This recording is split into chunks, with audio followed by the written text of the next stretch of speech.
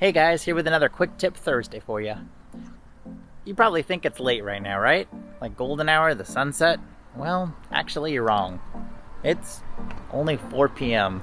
and Los Angeles is full of smoke. It's pretty much been like this all day long, and it's nasty. Disgusting air quality. So many of us have probably seen those pictures coming out of San Francisco this week. You know, the ones where it's these apocalyptic looking skies, this orange haze everywhere. Yeah, that's what it looks like here in Los Angeles today too. I want to teach you how to set up your camera to get pictures like that. A lot of people are trying to take it on their cell phone and stuff. It's not working out the same. They're not getting pictures that look like the ones that we've all been seeing. So of course, the most important thing to getting pictures that look this way is to be able to set manual settings on your camera. So if you're using a smartphone, and many of us have those, of course, the best camera is the one that you have with you all the time, right? You gotta be able to set manual settings. So go to your app store, look for an app that will allow you to set manual camera settings and take pictures. So on my phone, I'm using the ProCam app. It's a great little app that allows you to do all the manual settings and take raw photos. So the second most important thing to getting pictures that look this way is to be able to set a custom white balance. Now for this, I prefer to dial in a specific degree of Kelvin. So it's gonna be like 5600 degree K to 6500 degree K is considered daylight, depending on the time of the day. Where an incandescent light bulb is somewhere around 3500 K. And one of those old Edison bulbs is maybe around 2700 K, to give you a comparison. So technical jargon here for a minute. What your camera's trying to do when you have auto settings on is it's trying to take a neutral value, like neutral gray, and dial in the RGB on it. It's trying to even them all out so that it gets an even white. Of course, that doesn't work for these kind of skies because the ash and everything darkens the sky with a red tone.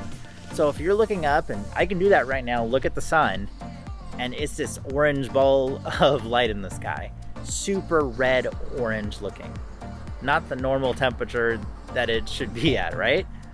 So when your camera's on auto settings, it's just trying to normalize that out to make it look like regular white. But we gotta dial it in. So I prefer to dial it in somewhere around 5600 to 6500 K. And that will give me this kind of red orangey look. Okay, now the third tip, that's going to be to change your exposure.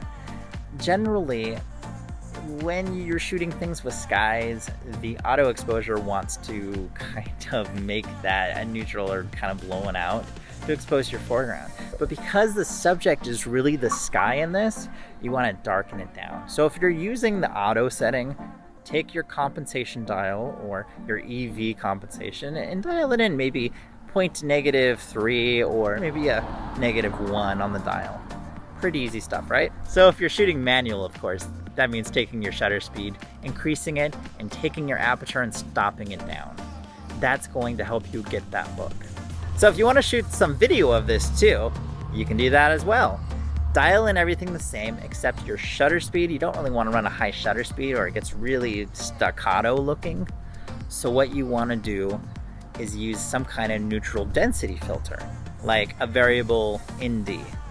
They're pretty awesome. I highly suggest them for doing video work. I'll link the one that I use down below. All right, so that's all the technical mumbo jumbo jargon. Now comes the artistic part. To get these kind of looks, the best pictures that I've seen are using really good composition, using foreground elements, architecture, trees, a UPS truck even. It makes it look really unique. Now if you just point the camera at the sky, it's gonna be this really plain looking thing. Not very exciting. So I'm getting attacked by mosquitoes right now, so I'm gonna go and head on in. But I hope you liked this video, and if you did, give it a big old thumbs up. Push the subscribe button if you haven't yet. Hit that little bell notification to find out when I release my next video.